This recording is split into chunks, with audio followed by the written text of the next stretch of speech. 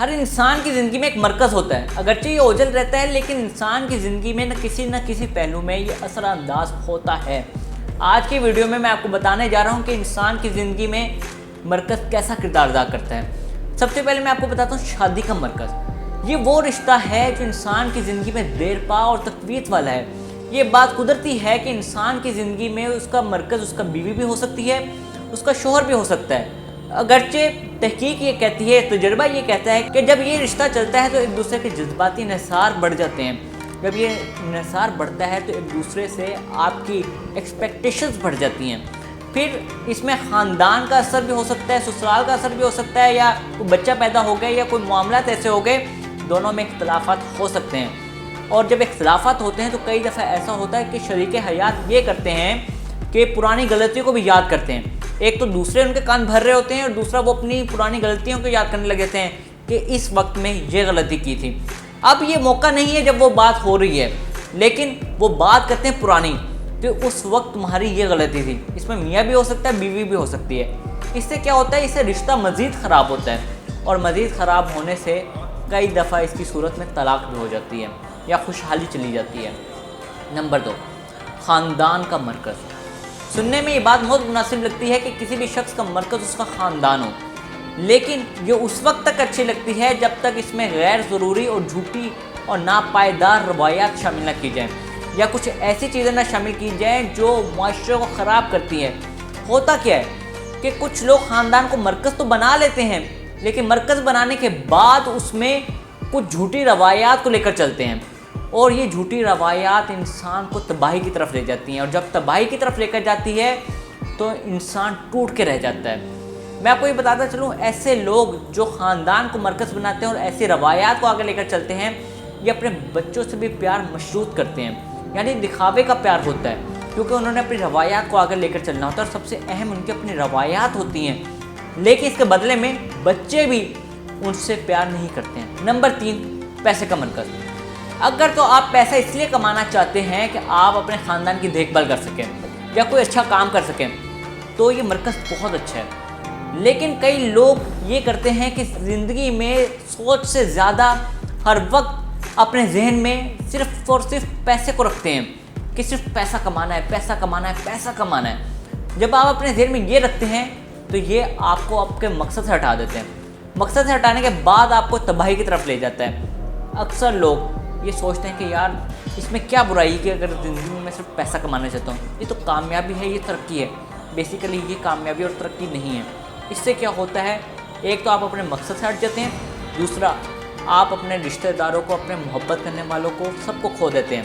یعنی آپ کی ترجیحات میں اول میں پیسہ اور دوسرے میں ثانوی میں آپ کے باقی رشتے، باقی کام آپ کس میں آ جاتے ہیں۔ تو اکثر لوگ یہ بھی کہتے ہیں کہ لوگوں کو سمجھنا چاہیے کہ پیسہ کتنا ضروری ہے۔ پیسہ ضروری ہے لیکن انسانوں سے زیادہ نہیں اور رشتوں سے زیادہ نہیں ہے۔ نمبر 4، کام کا مرکز۔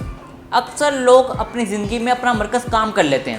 ان کی زندگی میں بیماری آ جائے، کوئی رشتہ، کچھ بھی، ان کی نظر میں سب سے زیادہ جو امپورٹنٹ چیز ہوتی ہے وہ ان کا کام کا مرکز ہوتا ہے، اور یہی ان کی پہچان بن جاتی ہے، اور یہ انہی ناموں سے پکارے جاتے ہیں۔ جیسے میں ایک ڈاکٹر ہوں، ڈاکٹر صاحب کہا جائے گا، وکیل ہوں، وکیل صاحب کہا جائے گا، یا پھر کوئی بھی پیشہ، ایکٹر ہوں، یا کوئی بھی پیشہ جو اس کا نام رکھ دیا جائے وہ اپنے آپ کو اسی طرح سے شناخت کروانا پسند کرتا ہے، اور اس طرح اس کی زندگی میں باقی جو چیزیں ہوتی ہیں وہ غیر ضروری ہو جاتی ہیں یا وہ کم ہو جاتی ہیں۔ نمبر 5، ملکیت کا مرکز۔ یہ چیز بہت عام ہے کہ اکثر لوگ اپنے آپ کی زندگی میں ملکیت کا مرکز بنا لیتے ہیں۔ اب اس میں کیا کرتے ہیں؟ اس میں صرف مادی چیزیں نہیں ہیں، یعنی کہ پیسہ، فیشنیبل کپڑے، یہ سب نہیں ہے۔ اس کے علاوہ یہ بھی کرتے ہیں کہ شہرت، عزت اور سب کچھ لوگوں کو شو آف کرتے ہیں۔ یار یہ میں، اس طرح میں آتی ہے۔ بلکہ یہ لوگ وہ کام کرتے ہیں جب کسی کی مدد کرنی پڑے تو بھی دکھاوا کرتے ہیں۔ قرآن پاک کے 30 پارے میں کہ اللہ پاک کہتے ہیں کہ انسان کو خرچ کرنا چاہیے اللہ کی راہ میں، خالصتاً اللہ کی راہ میں خرچ کرنے کی نیت ہونی چاہیے۔ اگر اس میں دکھاوا آ گیا تو وہ چیز آپ کے قابل قبول نہیں ہے، اللہ اس کو پسند نہیں فرماتا۔ اللہ نے اس کے بارے میں کہا ہے کہ انسان کی نیت کو میں جانتا ہوں کہ انسان کس نیت سے خرچ کر رہا ہے۔ تو جب آپ دکھاوا کرتے ہیں تو اس مال کا صدقہ خیرات کرنے کا آپ کو کوئی فائدہ نہیں ہے۔ बल्कि आप अपने आप को और ज़वाल की तरफ लेकर चले जाते हैं। इसके अलावा इन लोगों में एहसास कमतरी बड़ी होती है। जब ये अपने आप से ज़्यादा अमीर शख्स को देखते हैं तो ये एहसास कमतरी में चले जाते हैं। आपने अक्सर सुना होगा कि फ़लाँ शख्स जब उसको ज़वाल आया या जब उसकी प्रॉपर्टी गई या उसको नुकसान हो गया तो उसने ख़ुदकुशी कर ली। ये उन लोगों की चीज़ें होती हैं जो अपने आप में मलकियत का मरकज़ रखते हैं। इसके बाद आता है अय्याशी का मरकज़। आज के दौर में अय्याशी को मरकज़ बनाना बहुत आसान हो गया है।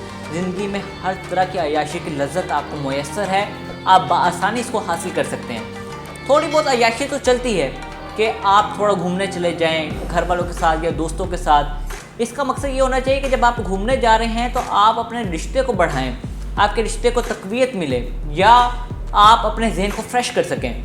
लेकिन लोग इसमें डूब जाते हैं। डूबने के बाद हर तरह की बुरी आदत अपनाना शुरू कर देते हैं। इस तरह के लोग वो होते हैं जब अपनी ज़िंदगी में वो अय्याशी को मरकज़ बना लेते हैं तो उनका जिस्म और उनका काम, उनकी जान सब में सुस्ती आ जाती है।